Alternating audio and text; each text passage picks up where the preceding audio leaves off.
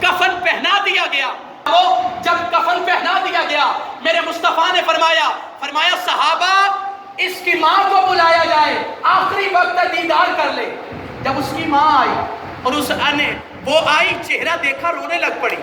صحابہ میں سے کچھ آگے بڑھے، عرض کی کہ اے اماں حضور، آپ تو بڑی عظمتوں والی ماں ہے، آپ تو بڑی بلندیوں والی ماں ہے، آپ تو بڑی عظمت و شان والی ماں ہے کہ آپ کے بیٹے کا جنازہ خود مصطفیٰ پڑھائیں گے، آپ کے بیٹے کو لاحد کے اندر خود مصطفیٰ اتاریں گے۔ توجہ طلب بات یہ ہے کہ جب صحابہ نے یہ بات کہی، عورت اور زیادہ اونچی آواز سے رونے لگ پڑی، کہتی ہے کیا تم یہ سمجھتے ہو کہ میں اپنی بیٹے کی مرنے کی وجہ سے رو رہی ہوں، اپنے بیٹے کی میت سامنے پا کے اس وجہ سے رو رہی ہوں؟ فرمایا میں اس وجہ سے نہیں رو رہی، خدا کی قسم میں اس وجہ سے نہیں رو رہی۔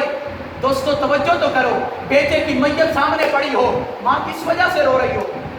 کس وجہ سے رو رہی ہوگی؟ بیٹے کی میت سامنے، ماں چہرہ دیکھ کے رو رہی ہے۔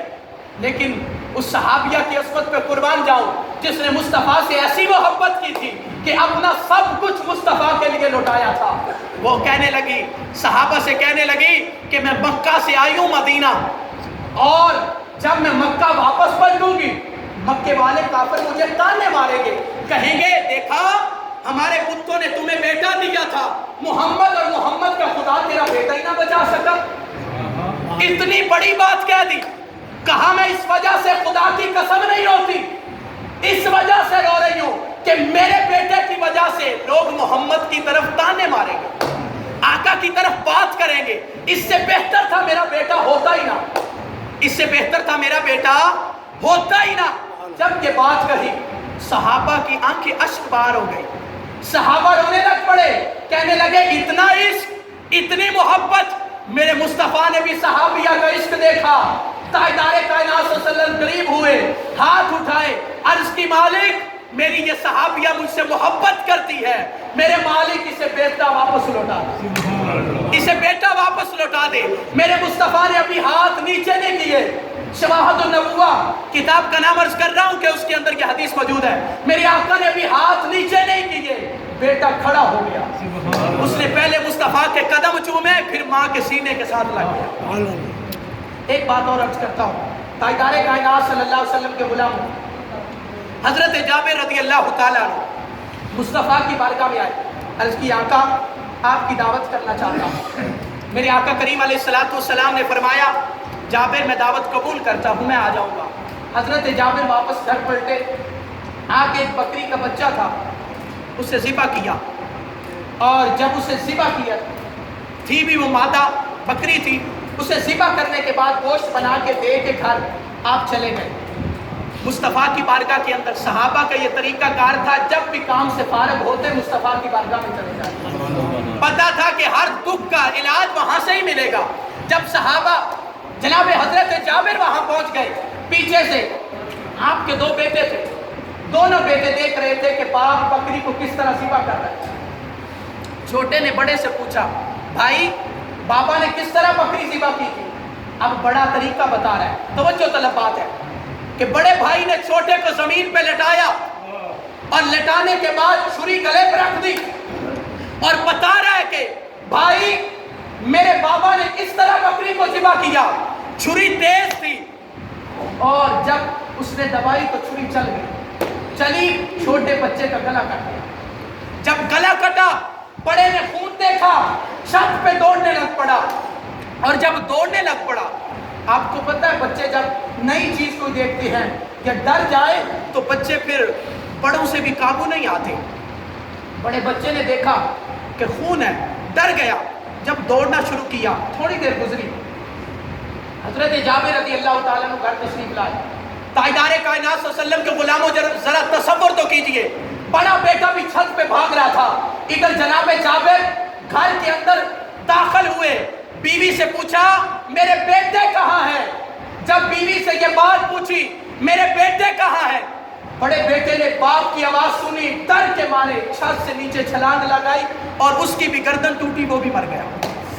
جب دونوں بیٹوں کی لاشیں گھر پڑی ہیں، اب اس سے اگلا امتحان ہے، توجہ کیجئے گا، دونوں بیٹوں کی لاشیں باپ کے سامنے، ماں کے سامنے، لیکن پھر بھی توجہ طلب بات کہ اب باپ بیوی کو کہتا ہے کہ اب کیا کریں؟ مصطفیٰ کو بتا کے آؤں، قربان جاؤں اس ماں پہ کہ جس نے یہ جواب دیا۔ کہنے لگی جابر میں نے سن رکھا ہے مصطفیٰ اس گھر سے 3 دن تک کھانا نہیں تناول فرماتے جس گھر کے اندر فوتگی ہو جائے، میرے مصطفیٰ نہیں کھاتے۔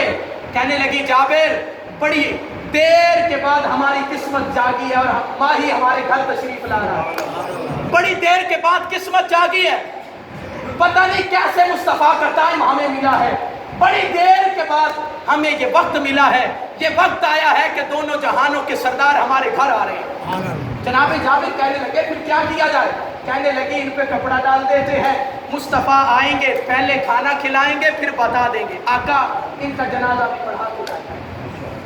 اب توجہ طلب، عشق تو دیکھیے نا، ہم بھی اولادوں والے ہیں۔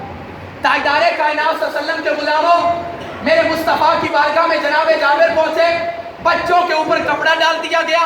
جب جناب جابر وہاں پہ پہنچے اور تاجدار کائنات صلی اللہ علیہ وسلم کی بارگاہ میں پہنچے، میرے آقا ان کے ساتھ تشریف لے کے آئے، اور جب آقا آئے دسترخوان سج گیا، برتن لگ گئے، ہانڈیاں آ گئی۔ جناب تاجدار کائنات صلی اللہ علیہ وسلم نے بیٹھتے ہی کہا جابر تیرے بچے کہاں ہیں؟ تیرے بچے کہاں ہیں؟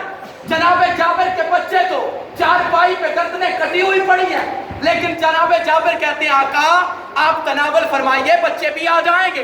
میرے مصطفیٰ نے پھر پوچھا، حضرت علامہ جلال الدین سیوطی فرماتے ہیں، آپ فرماتے ہیں میرے مصطفیٰ بار بار اصرار کر رہے ہیں، فرمایا جابر بچوں کو بلا، بچے آئیں گے تو محمد کھانا شروع کرے گا۔